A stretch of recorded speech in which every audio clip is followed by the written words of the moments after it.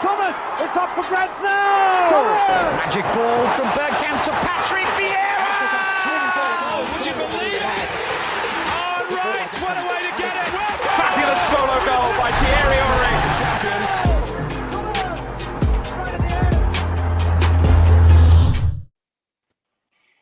Good afternoon. Good afternoon, everybody. Welcome to a very, very special Arsenal Lounge show. We're going to discuss everything Arsenal. We've got a very, very special guest with us. 184 appearances for the Arsenal, 54 goals. The one and only Charlie Nicholas. Very welcome, Charlie. How are you? I'm really, really good, guys. It's lovely to join you in the Arsenal Lounge, and you know, we're all keen in the club going forward. I'm feeling great. I was at a function last night actually with Arsenal fans in Northampton, so I'm a little bit tired from the journey coming back up to Glasgow. But it gives me the passion for the Gunners again as he's evolving. I know we're a little bit angry and frustrated at the moment, but we've been like that for about 5 years now, haven't we? Yeah. Yes, for a while. But it's as I said, I said this to you after screen. It's a real pleasure for especially me and Lev to have you on our channel. And I know Lee's a big fan. Lee, you're a regular in Arsenal Lounge. Very welcome to the special show here. You want to say hi to everybody? Hi to everybody first and foremost. I'm actually, I think you're up there next week, Charlie. You're in Mansfield next week, aren't you? Like, so that's correct. Yeah. So I'm going up to that one. So listen, it's an absolute pleasure. Listen, I've got to say this because I named my son after you. So my boy's name's Charlie. So absolute idol of mine growing up and everything like that. You know what a time that was when you signed for the Arsenal, because I being honest, it's a little bit like we are now. We're a little bit we was in the doldrums about that time, and when you signed for us, it was like a massive lift to everybody. And one of the reasons I go home and away now is because of you signing for the Arsenal. So I don't know whether to thank you or have a go at you for that. Well, I'll take it both ways, Lee, and I truly appreciate it. I see similar problems that we had in '83 when I joined. Yeah. Because I think we go back to 79-80 when Alan Sunderland scores in the FA Cup final when we beat Man United, and you thought that was the building blocks to maybe start again. But when I joined in '83 with Terry Neal, who's a manager, but predominantly, no disrespect to Terry, Don Howe, who was number 2, was the gaffer, and we were planning to bring myself in. We were going to re-sign Liam Brady from Italy because he was a bit homesick. And of course, that would have been legendary status. And we were trying to also sign Ray Wilkins from Chelsea. So Arsenal were in the times of change in '83. They were trying to. I don't know if you guys can remember, but I think a season before I came, there was Petrovic, who was quite a flamboyant, creative player, and the crowd loved him. And I think we did. They were dying and desperate to change from the old philosophy of being defensive. It never really changed dramatically. It gradually changed. But although I only won one trophy, it was a stunning time for me. I love the club. I'm still, as you're probably aware, I'm incredibly passionate about it. And it pains me when we're not going so well. But I totally agree. I think we're in the time of change yet again. But we've got to hang our hat on these youngsters because some of them are a bit tasty. Yeah, definitely, Charlie. And obviously we've got Lev as well in the house. Lev, hi, Charlie. How are you? You good? I'm still a little bit I don't know, gobsmacked. I mean, Starstruck. Charlie, I'm a little bit. I'm not gonna lie. I'm gonna say this. Like you don't want to make you feel old or anything, but you was like my first sort of man crush footballer when you first came in, like with your floppy hair, your earring studs and all of that stuff, and your Miami Vice type clothes when you weren't playing and all that sort of. It's just crazy that I'm actually talking to you now. And you know what? You say it was only one trophy, but for me, that memory was my first memory of seeing my team win a trophy as a kid. Yeah. Mm-hmm. And that was huge for me. And I want to thank you for that. And also thank you for the goals you scored against them lot down the road. I know you had a good time against them a few times. And listen, it's just a pleasure to be talking to you, mate. And I'm just so happy you're here. Well, thank you. You know, there was one time about that when I mentioned the one trophy, but we lost my great friend, and it wasn't an Arsenal legend because he's only there a couple of years, but Paul Marner recently. Yeah. And, you know, he'd won success in Ipswich. And when he came to Arsenal, he was saying to me, he used to always call me Jock. Jock, why is this such a big club? Why do they think it's a big club? But it was only until when we won the cup, the Lyle Cup in '87, when we actually did the open top bus from Highbury down to the town hall in Islington. And it was about 150,000 people there. And I thought, wow, I came from a Celtic background who we had 80, 90,000 in the stadium every home game. We were passionate because that's what I was brought up in. And then that's what really hit me about winning that first trophy was how enormous Arsenal had potential to become. Now we're a global icon, and obviously we're trailing at the moment, but that's what we became. And that's when I truly reflected back, thinking, I never truly realised how great and how gigantic Arsenal could become. And that was a big turning point in my education of being a true Gooner and understanding the passion and the commitment that was felt there, because everybody tells me the library, they're quiet, the clock ends at one bit, there was a knockback and they never quite got the mix right. And I keep saying the same thing. It's still a gigantic club, and it proved it in that time. And hopefully what we think, guys, the ex-players, is that we think we helped us get into the next routine after. I mean, I wasn't George Graham's favourite guy, but he was a fabulous coach. That's just the way things go. But you could feel that things were gradually going back into being the right thing. And then, of course, we had the incredible Arsene Wenger story. Yeah. Look, Charlie, before we start going through different times and start talking about Arsenal, we're putting out a few tweets about the show. I don't know if you've seen it, but a lot of people came and they showed a lot of love to you. And there was one common thing in all those comments, and it's an opinion that I share as well. We used to watch Soccer Saturday, and it was a really enjoyable show. For me, it was actually education to a certain degree, because guys like yourself, Merce, Matt Letitia, Phil Thompson, you guys, the knowledge you guys have and the way you were talking about things, it was fun. It was learning process, and you could actually see, especially you and Paul Merson, the passion you had with Arsenal, and people miss that. And I know that you've created something where people miss that banter, they miss that thing between you guys. So do you want to tell us about this podcast that you've created? We've shared it as well in our Twitter, but I'll leave it over to you to tell us all about it. Well, when we kind of got told by Sky, myself, Phil Thompson and Matt Letiz, that time was up, it was quite sad, but it's business. I mean, people suffer more hardships than we did. I had 23 years at Sky. But what we did is that we were fortunate because we got brought through with a group that was George Best, Rodney Marsh, who was very opinionated, but, you know, a really interesting, opinionated guy. There was one of my all-time heroes, and Uncle Frank McClintock. And we had banter all the time.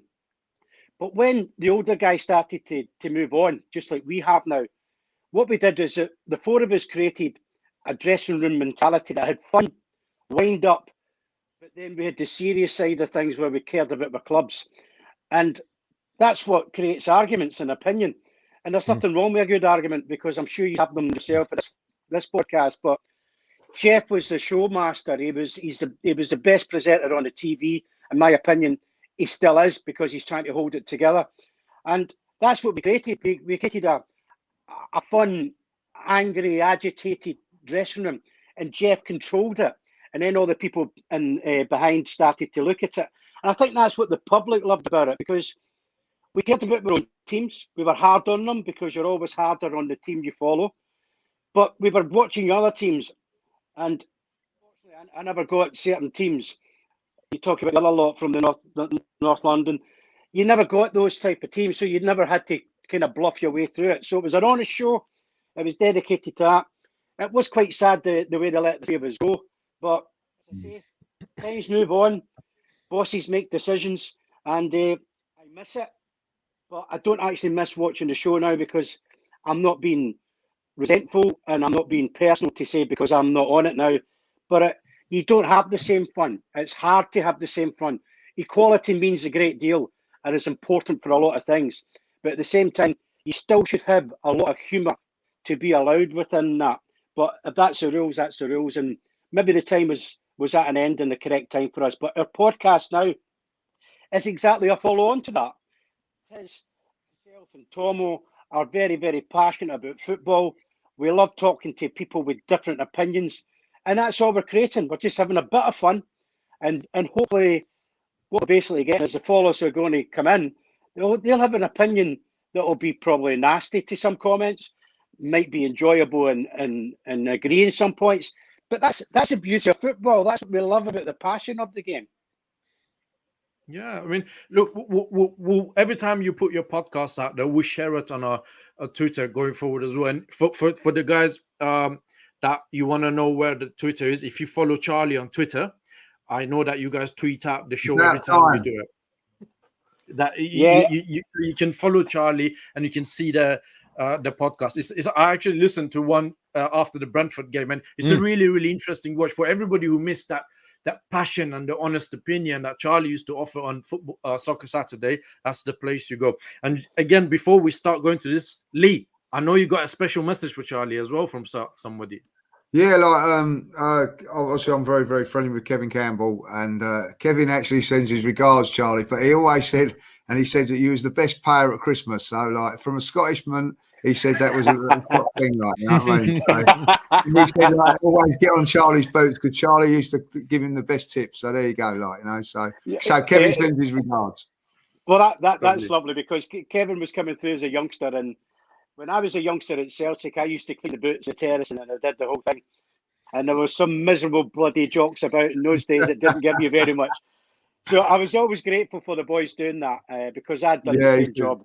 And it's nice to see Kev doing well. And he's a top guy. He's a top guy. And he said that you was a good friend, but Viv Anderson was the worst. That's what he said, like, you know what I mean? So really? Yeah, there you go. All right. Well, sorry. I just want to start off from the time that Charlie joined Arsenal, and then we'll work ourselves up to the current mess that we're in. So for those of you who don't know, obviously, when Charlie joined Arsenal, he was the highest paid player in the league or in Britain.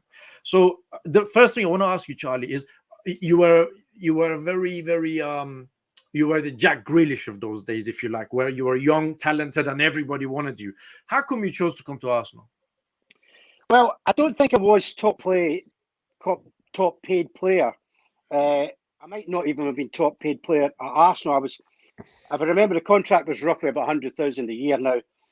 I know it sounds pittance now, but at that time, that was a big salary for me because, you know, you break it down, it's just about $2,000 a week. At Celtic, I was on £90 a week, and it was quite a dramatic jump for me. And then obviously moving to London. Celtic was still my first club, guys. You know, I don't disguise that. Arsenal I've got great and utter love and respect for. But Celtic's my team. That was who I was brought up with and who I have the most passion for, and because I still live in Glasgow. But when Celtic decided that they weren't renewing my contract, no, in those days it wasn't a free agent, so you got a fee. The clubs then were introduced to start a conversation with the club to see who was going to buy. Dare I say it, but Spurs were actually first on the table, and then it became Liverpool, Manchester United, Inter Milan, and Arsenal. And being completely honest, which I prefer to be, Liverpool was my number one choice. My hero was King Kenny, still is, and they were the best team on the planet at the time. And we were in the Scottish international team together. And Souness and Dalglish kept saying to me, "You're coming. You're going to be here." And I said, "But I won't get a game. How are you going to disrupt the best team in Europe and probably the world at the moment?" So I had to, in my head, try and work out whether I was going to sit on the bench and be patient. And I think Kenny ended up playing for about another 6 years. So I found that awkward. It's not that I didn't believe in myself. I just found it awkward that I was going to be sitting on the bench after playing for Celtic every week. Manchester United, I met Ron Atkinson. I didn't particularly enjoy a conversation with Ron. Spurs, I never got to a conversation. I met Inter Milan, and then finally I met Terry Neal and Don Howe in Park Lane Hotel, which for me, coming from Glasgow and being on 90 quid a week, was quite a dramatic visit. And I could tell immediately that Don was a guru. He was a guy. And my dad came with me to the interview, and my dad liked a pint of heavy. Now, for use in England, that's probably bitter. And he liked a pint of heavy, and he had a little roll-up cigarette tin that he used to always take with him. And in those days, you're allowed to smoke in restaurants and bars. And the Barclay brothers, who were on the board at the time, were looking at my dad as if he was fixing a joint. And we were a bit like, what's going on here? What's your father doing? And he was just rolling a cigarette. And I remember my dad wasn't really interested because he wanted me to stay at Celtic, but I couldn't because he didn't offer me a contract. And gradually that's when Don started to explain the Arsenal. He was the first one I ever heard saying the Arsenal. We're trying to get Brady, we're trying to get Wilkins, we're looking to really change the focus of attention and go a bit more creative and a bit more flamboyant. It will take us time, but if you bear with us, we would love to have you. And I don't know what it was, but he had about an hour of, he wasn't a salesman. It made me think about the prospect of coming to the Gunners. And it was funny because about 4 months before we were negotiating properly, Arsenal came on the match of the day, and the red white strip, the old sleeves with the crew neck, and I thought I could see myself in that. I could honestly see myself in that kit, and it just started to get into my brain that maybe, just maybe, this was the right thing for me.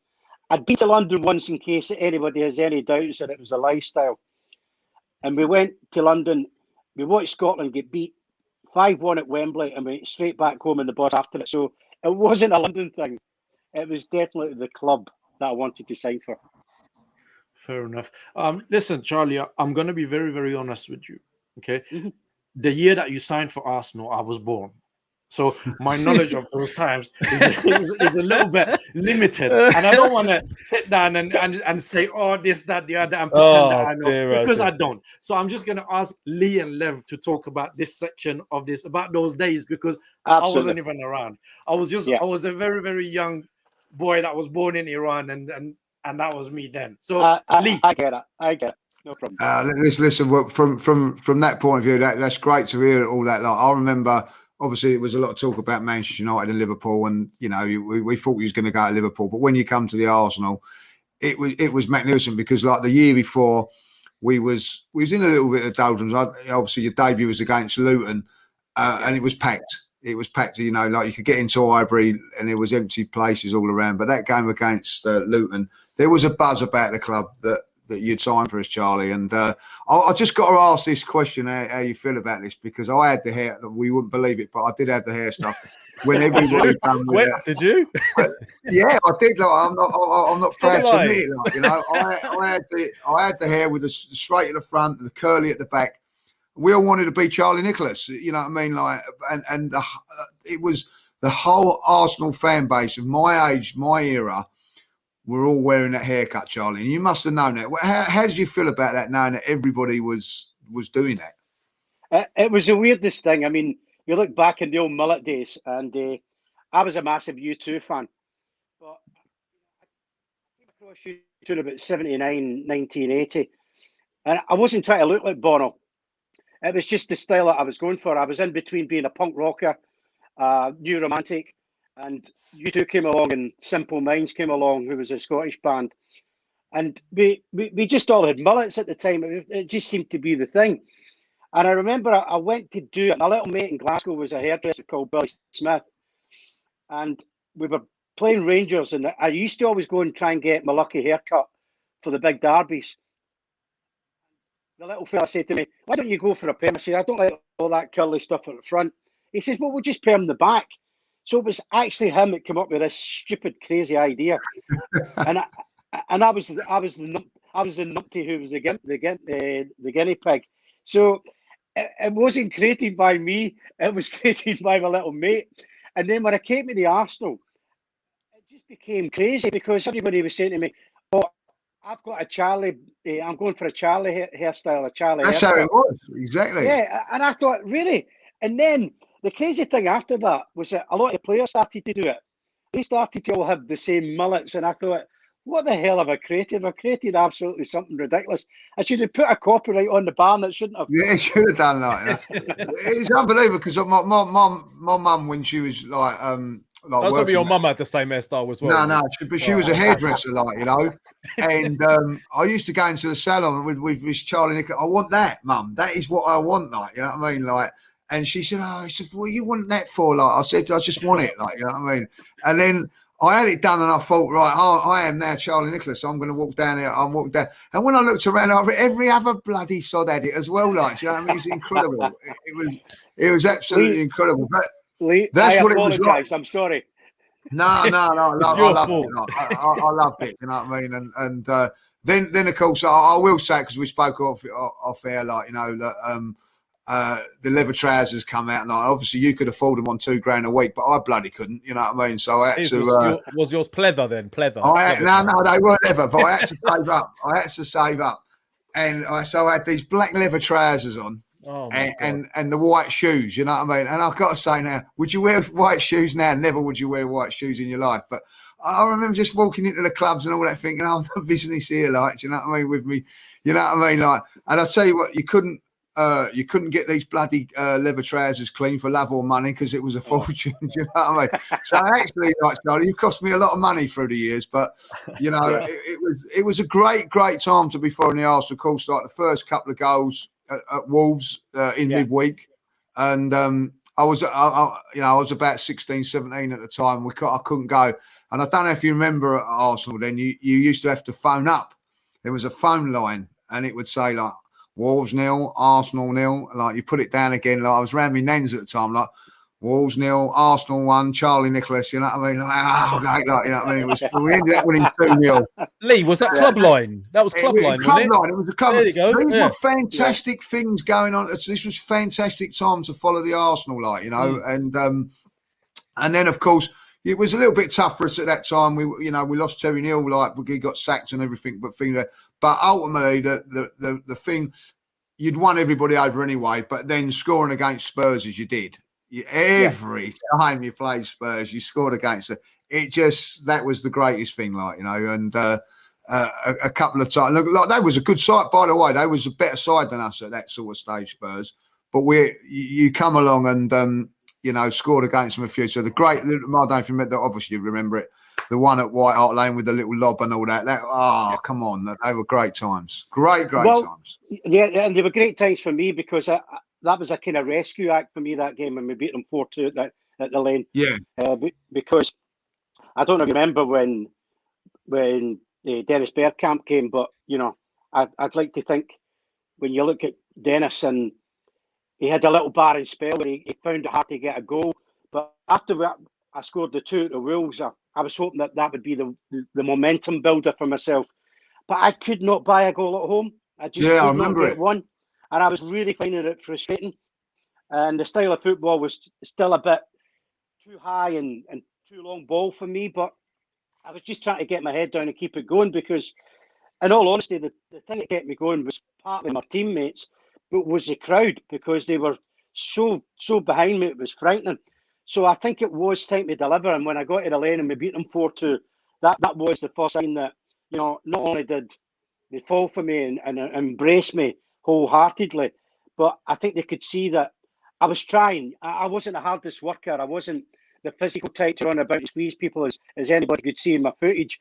I just wanted to be on the ball and make things happen. I think you touched on it, maybe something like a Grealish type.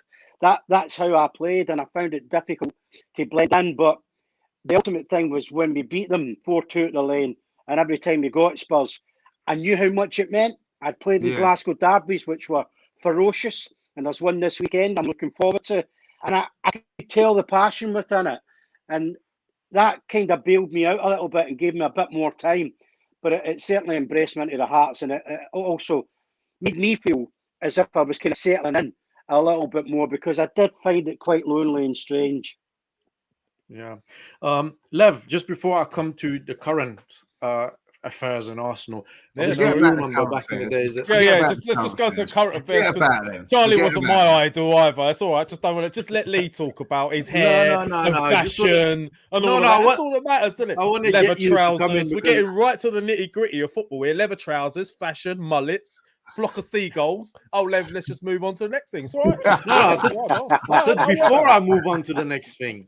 Don't Listen, worry. there's lots more. There's lots more yet before we go on to the current Yeah. Arsenal. I'm telling you. What do you remember from You those just days sit in then? silence for 5 minutes. Sorry, what do I remember from the? Well, I think Yeah. Charlie has kind of answered quite a lot of it because I was going to ask really what his favourite moments were and what his regrets were at Arsenal. Whether he felt that I feel he was a little bit ahead of his time as a player. Yeah, 100%. He was more like a technical on the ground type of footballer, and as he rightly said, there was a lot of high balls in those days, and I don't think it suited him. But that's what I was really wanting to know from Charlie is his favourite moments and his biggest regrets during his time at Arsenal. But also, just to let you know, I wasn't allowed to have a mullet because Cypriots, we're not English, we were Cypriots growing up, and I would have got a slap round for my cousins for wearing a mullet. But what I did do is he gave me the inspiration to have my ear pierced. I got a slap for that as well. That's your fault. So I just want to mention that. No problems. I mean, highlight is obviously winning the trophy in '87 and putting Rush's record to the sword. And sometimes you're blessed. I got extremely lucky, not because I scored 2 goals, but the way the goals happened. It was just probably meant to be my day. I think it was about 8 weeks before that. We played at Nottingham Forest. And Steve Sutton, the keeper, came out and he actually caught me in the kneecap in the box and he sliced my knee wide open. And I was taken to the hospital and I got I think it was something like 50 stitches inside and out. And I thought, my God, I'm going to miss out on this potential semi-final come up against Spurs and then obviously the final. I think we had Wimbledon in the quarters just before that. And I got myself fit within 10 days just for kind of breaking my neck to try and prove my point that I needed. This was my chance to get something over the line. Now, obviously, on the day beating Liverpool was great. It felt as if it meant something to me. I picked Arsenal for a reason to try and help them win things, and it was kind of not just satisfaction but relief. And it felt, I think, then also as if the Arsenal fan base started to believe that things were turning again. They started to feel that Josh has just been in 6 months. Sure, there might be a change of style, and myself, Kenny Sansom, Graham Ricks, and these type of players would all be under scrutiny because George was looking for more energy and more pace, and that was fine. But you felt the balance and the feel-good factor was returning to the club. So that was obviously the highlight, and definitely the one with the town hall when you left the cup and all those people being out in Islington High Street was absolutely fabulous. My great regret was probably after that season, I sat down with George and I just signed a 1-year contract because I didn't want to leave. I was really determined to try and stay and have a go at it. But I knew George and I had a difference in opinions and styles. And I thought, I'll give it a go. But I actually quit. I quit it too early. I should have really got my head down and just grafted away. I think I should have gave myself 8-10 weeks.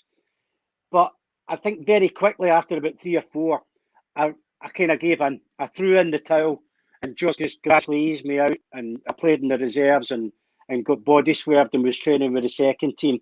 I didn't enjoy the way he handled it, but I could have done something about it. And that's my regret, that I didn't stay in. I didn't see it through.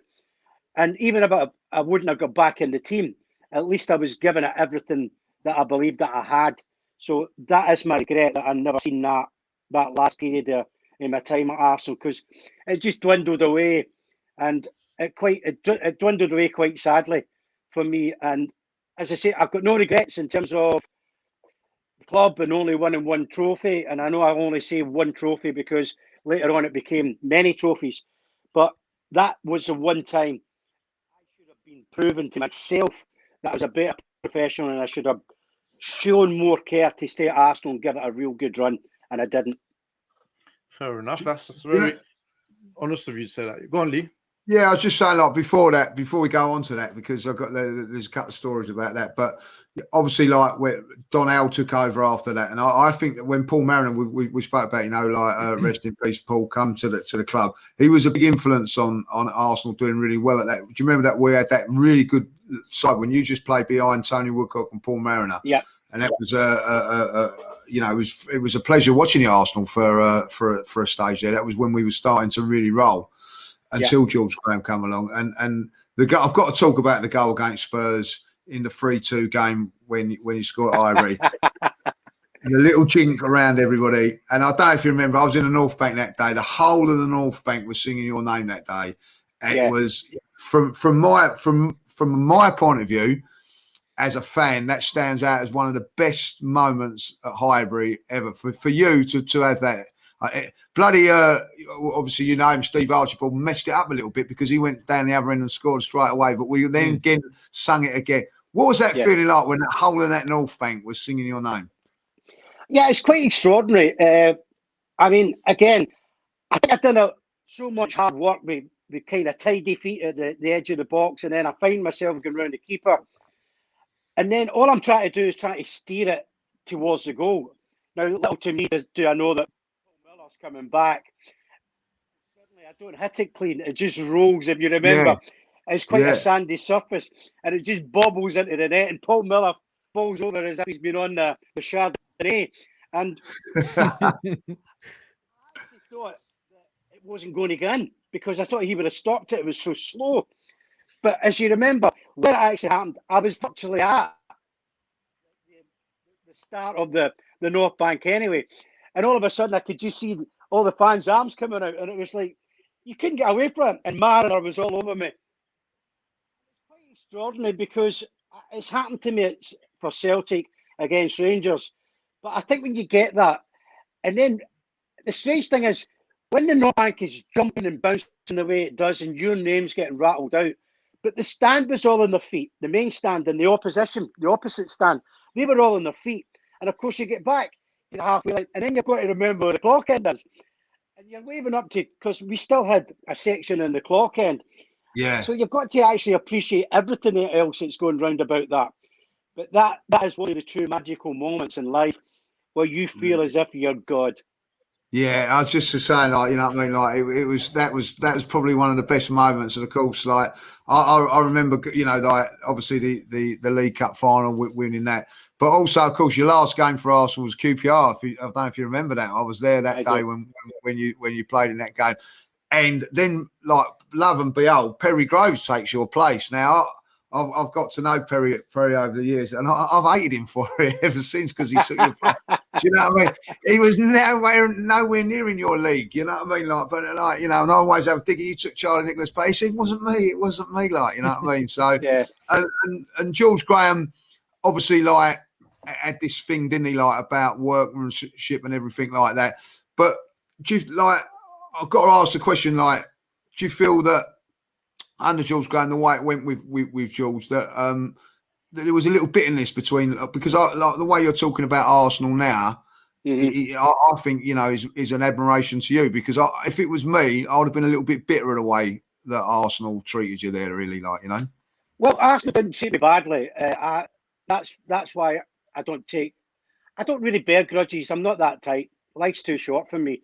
I enjoy socialising too much, but I think what generally was developing when we played against QPR, we'd signed Alan Smith. I played up front throughout the years with Niall Quinn, and I thought, you can't be playing Smudger and Quinny up front, surely, because that's just route one football. But Perry, if you remember, set up the goal in the cup final. I was actually with Perry last night. We were in Northampton, and Perry was one of the guys there.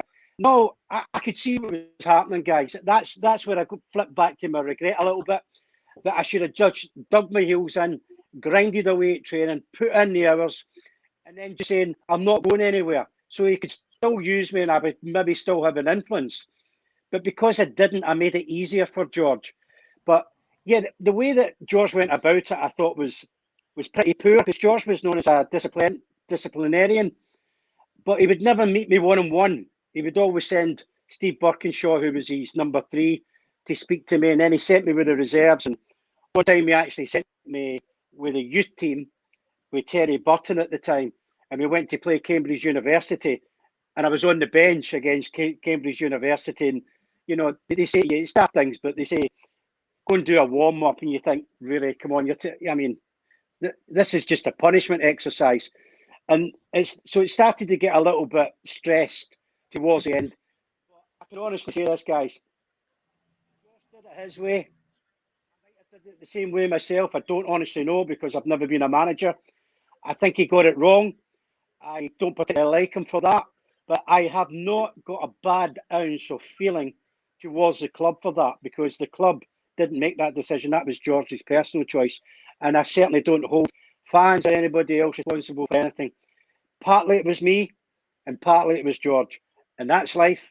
And it will not affect what I would truly believe and care about, the passion of Arsenal Football Club. Well, that's great to know, man. That's great to hear, Charlie. Listen, Charlie, from those times, right, of the classy Arsenal, the good football, everything that Liz just talked about as a fan, as a young man that he was going, and everything that you just talked about, the Arsenal. We've come fast forward to today.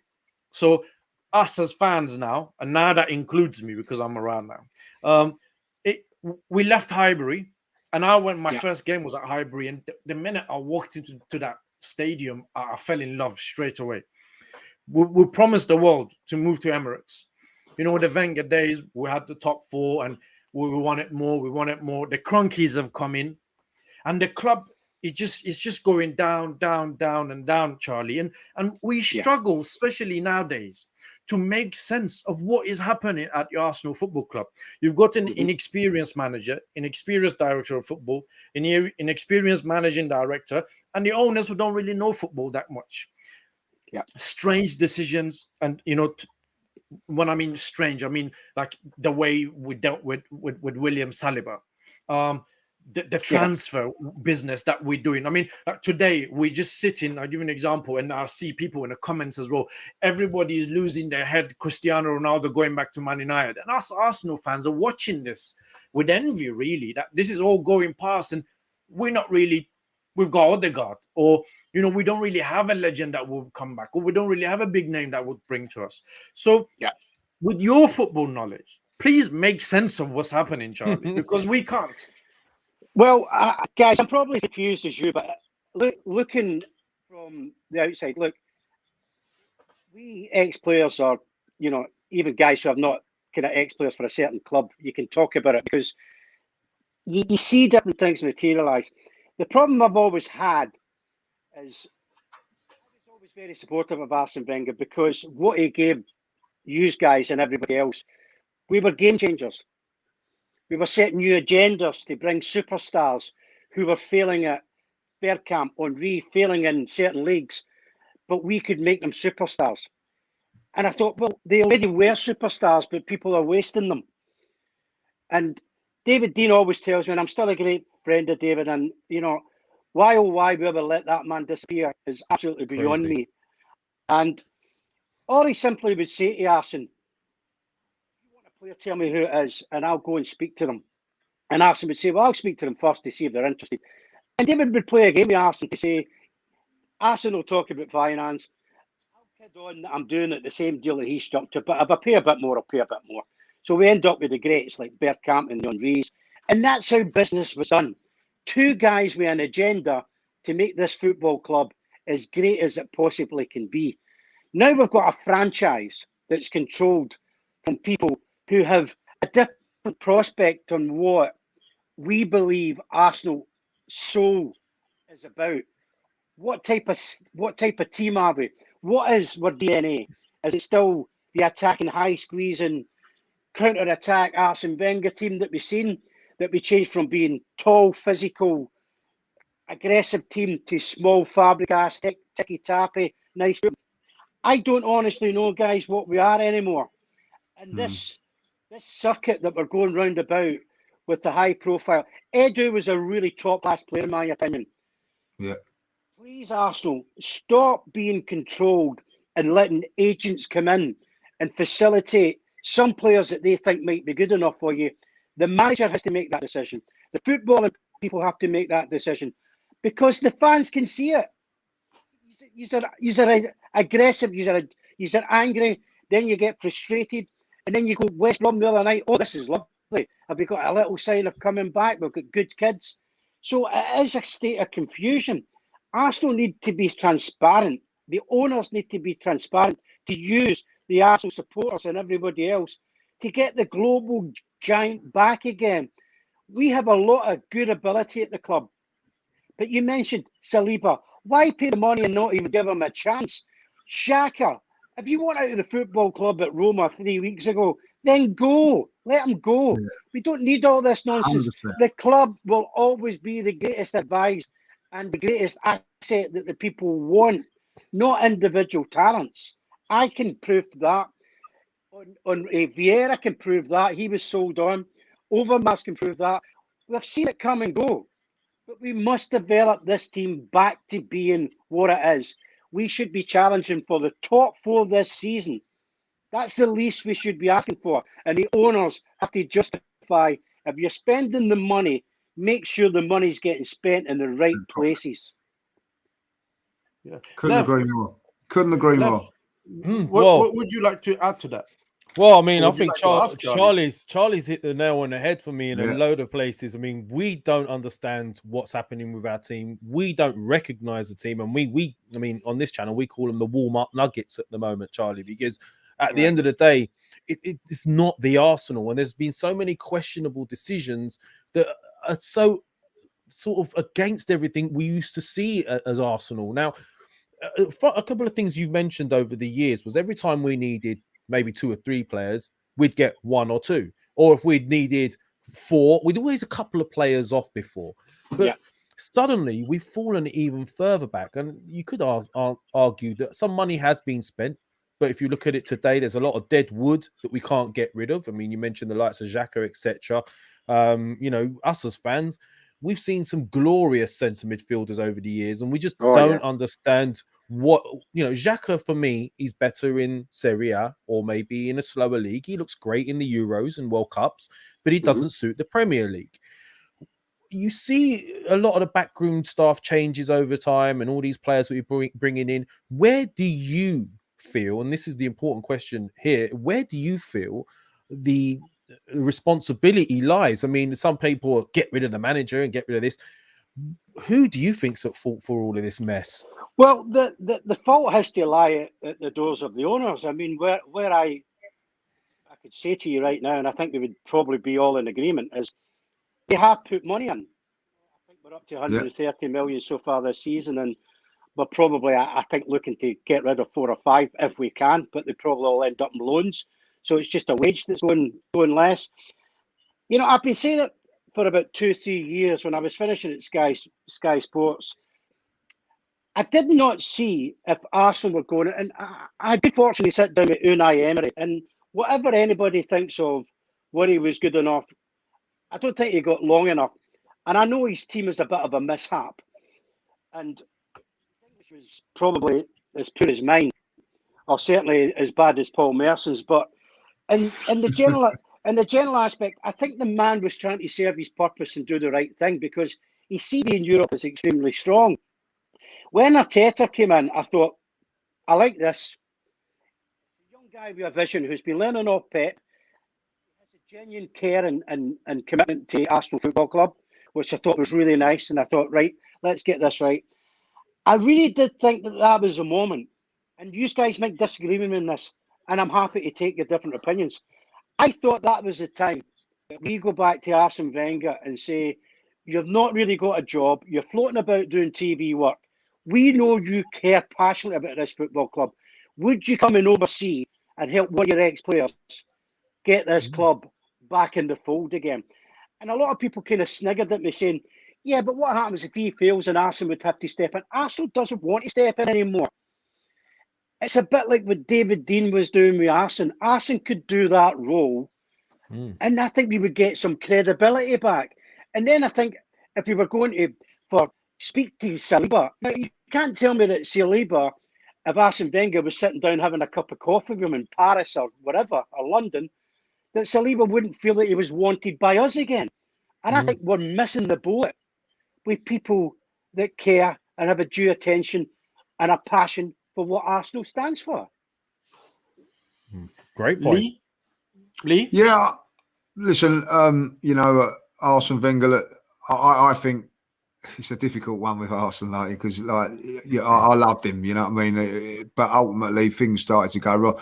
The one thing, Charlie, I would say about Arsene Wenger, and why I wouldn't never have him back, and it's got nothing to do with what he's done or that, is that I felt that he had the power at Arsenal. And if it was the owners to call them out and say to them, look, I've got no money, I've got this and that, he sort of backed him a little bit. And I felt that was for me, I lost my allegiances to Arsene Wenger, if you know what I mean. Like, if he'd have come out and said, right, they're not giving me this and not giving me that, I think they might have sacked him. But at the end of the day, the Arsenal fans would have been right on his side, and I felt that he had the power to do that. That's my opinion, Lee, can I just say, I totally get that opinion, because I actually felt personally that I was loyal to Arsenal for a bit too long. Probably was 2 years too long. And we all did. And I openly said that, and I think we all did, or the majority did. But I completely get that, because when he was spending money on Mustafi and Socrates, he got it so badly wrong, and I can understand why there's a debate about that. It's just an opinion, and I think a lot of different Arsenal fans would be like yourself. But I'm just trying to get the Arsenal back to the standards that you guys and I want. And that Arsenal might not be the guy. I lost my respect for, not the respect, I always had respect for Arsene Wenger, but I lost the plot with Arsene Wenger when we all knew we needed midfield players and he only bought a goalkeeper. Why just go and buy a goal? Bought Petr Cech, and there was other areas. If he'd have come out and said, and I turned against Arsene Wenger on that, Charlie. I did turn it, because if he'd have turned around and said, I've only bought the goalkeeper because they weren't giving me no money, I would have gone with that, you know what I mean? But he said, no, I'm happy with this. And that's when it went for me, But the question is, I've got a few people, like, my phone's going mad at the minute. Ask Charlie this, ask Charlie. And they're all asking me, what do you actually think of Mikel Arteta? What do you think is the right thing for Arsenal? You're nicking my question now, Lee. Sorry, you ask the questions. That sounds like a new segment, by the way. Ask Charlie. We can bring him on every week. Yeah, ask Charlie. You know what I mean? But my phone's going mad at the moment. They're going like, what are your thoughts of Mikel Arteta? And do you think he should stay, or do you think Arsenal should bite the bullet? I think generally he should stay. We've seen Emery go out the door quite quickly. I'm reading guys, and Antonio Conte might be the next one. And I remember years ago people said, well, and it was a mix. Arsenal fans would be different from me. And I take it. It's only opinions. No one's ever correct all the time. And we would rather have a Mourinho type at Arsenal. I don't like that. I like the legacy of what Wenger did create. I've been a massive Barcelona follower for the best part of 20 odd years, and what Cruyff created there and how they started to develop, I've always felt that that's the way that Arsenal should have been going, and then they've kind of lost their way. I would give Arteta, and I know this maybe seem a bit long because we've got a difficult game tomorrow morning against Man City, but I would give him till the end of the season. I really do think these young kids will learn off him. The question mark I've got beside Mikel Arteta right now, I don't know if he's tough enough. I don't know if he can tell the older players, Lacazette, Aubameyang, you've got to give me more. You've got to give me more. I don't know if he gets that point across enough. And that's why I can understand why he's getting probably quite a bit of hard time from a certain amount of Arsenal fans. But I would personally give him until the end of the season. But I know that doesn't always work. Yeah. So, Charlie, your Arteta in then? Yes, I'll stay with them for now, yeah. Charlie, can I ask you something? That's your view, and that's great. Can I ask you, what is it that you see in there that makes you think I'm going to give this guy a season? Because that's probably something you're seeing that I'm not. And I really want to know what it is. Because I really wanted this to work when we got him in. But he keeps making the same mistakes over and over. That. You know, bad substitutions, wrong tactics. You remember that against Villarreal last season? Yeah. Like, wow. Like, all the fans are seeing it. And everybody's got their hands in their head thinking, what are you doing? So what is it that you see that I'm not?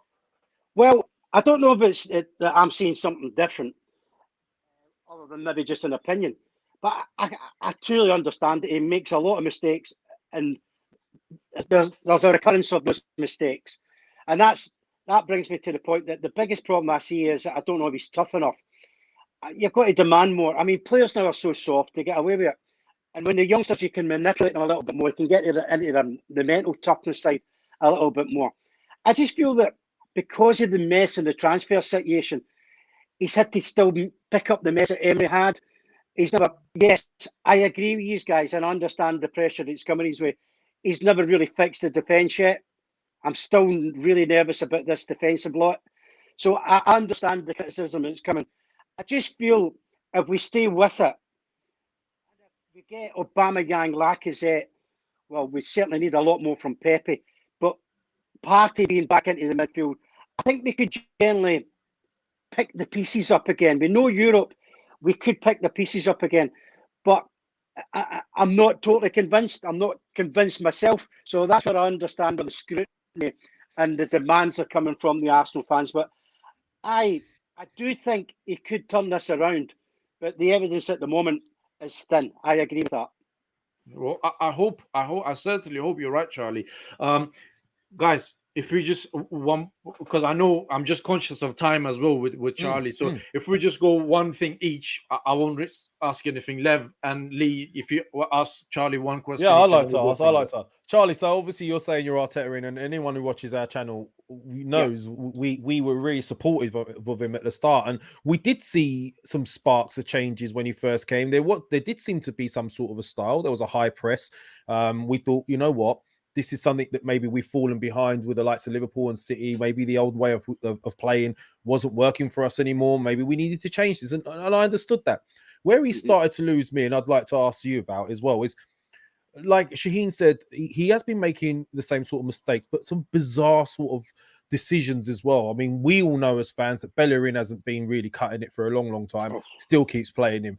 Xhaka hasn't really been cutting it for a long time, keeps playing him. You mentioned he hasn't fixed the defense. The types of profile of players that we're going for is a bit confusing for us in the sense of we've gone and got Ben White, a ball-playing defender, but did we need someone like him, or did we need someone a bit more rugged, like a Dunk style centre-back who can, dominate aerially, which is where we're weak? So I think where we're starting to lose faith in him is the things we can see he's not seeing, just like before. And you're mentioning getting someone like Wenger in. Should we have gone for someone more experienced with the stature of someone like Arsenal? And why are we not addressing these situations? Yes, and I have to say that makes my case weak in standing up for Mikel, and I understand that, guys. I get it. I'm not saying they're wrong or you're wrong, because your point of view, I think, is very well balanced. Ben White was far too much money, but this is what we seem to do. We go and get David Luiz, finished at Chelsea, we go and take him. Rob Holding, as honest as the day is long, but I'm sorry, he's not good enough to be a main principal, consistent centre-back for Arsenal. And how for the life of me we've continued with Bellerin for so long is absolutely beyond me. And Chambers is another guy who's wholehearted, but he's been at more clubs than I have, and I'm talking about nightclubs. We're still hanging around with this fuss. I like Tavares. I think he'll be a good player, but can we play if Tierney's fit, and we hope he will be all the time? We don't have enough room for the two of them, so it is confusing, and that's where it makes my defence for Mikel Arteta weak. And I get that. I just feel that if we do bed down and he can get this, I mean, last season, I think Lacazette was generally trying to help the youngsters, and it came across as if, even when he didn't play, he was trying to do his best in the dressing room. And I felt if that's what Arteta's trying to get in the mix, then good. But again, guys, I will agree with you, which makes my position in supporting the manager or the coach strong, is that he hasn't sorted those defensive vulnerabilities. And Mario looks another soft touch, nice left foot, but soft. And I just don't see why we don't go for an old-fashioned centre-back who's just overly aggressive and wants to kick people. After all, in the first 2 years of Tony Adams' career at Arsenal, that's all he did. He couldn't pass the ball. He kicked it, he headed it, he was fist pumping because he hated to lose. And if we need an old-fashioned one, then that's what he should have done. But yes, again, I go back.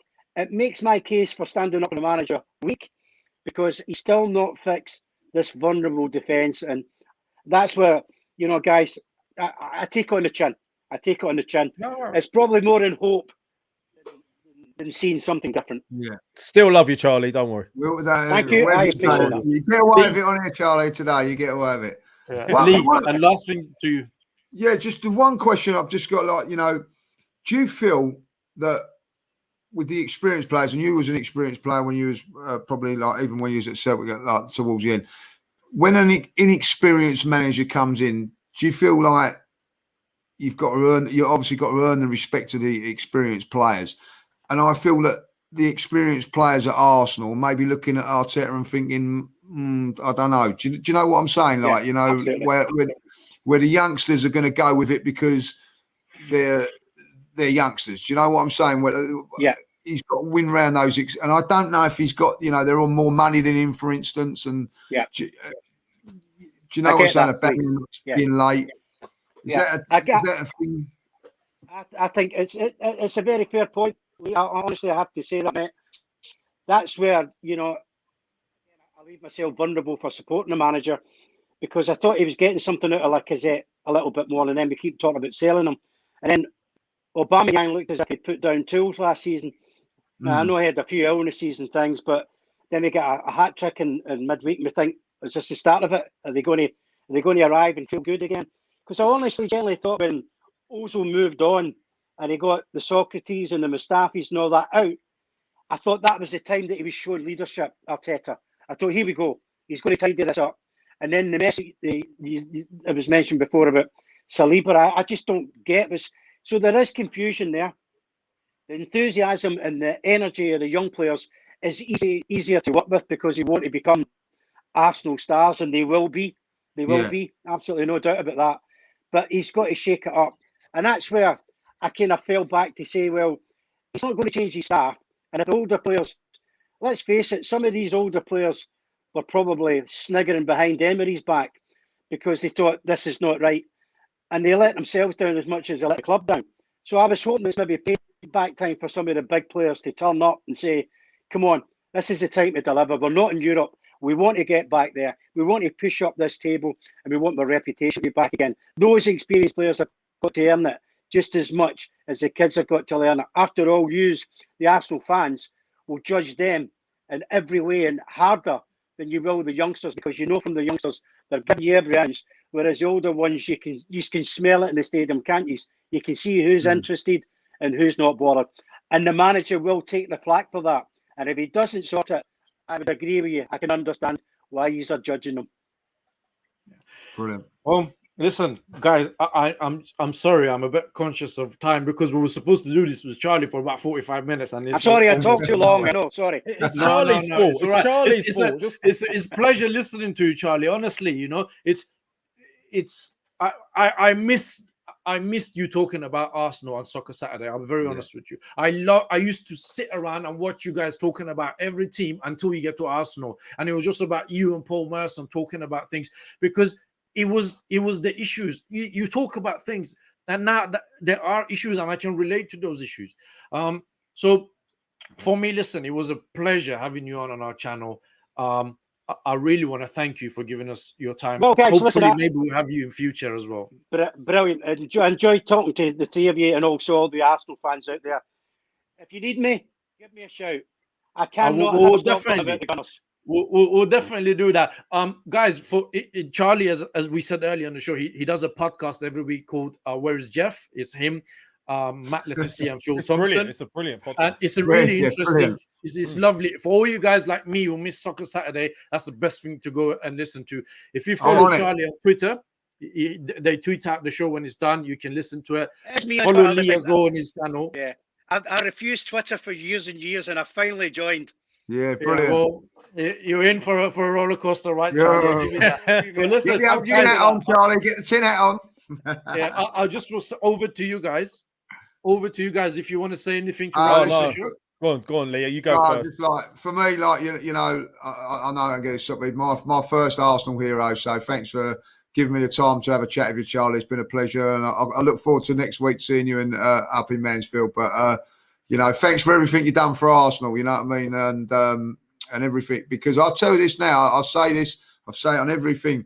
In '83, Arsenal were in the doldrums, and you was the one that signing brought Arsenal back to go on to the success of the George Graham era and onwards. You know, we need someone like a Charlie Nicholas now to come along and give us Arsenal fans that boost that you gave us back in the day. So I'll always be grateful for that. Bring back the mullet. That's what we say.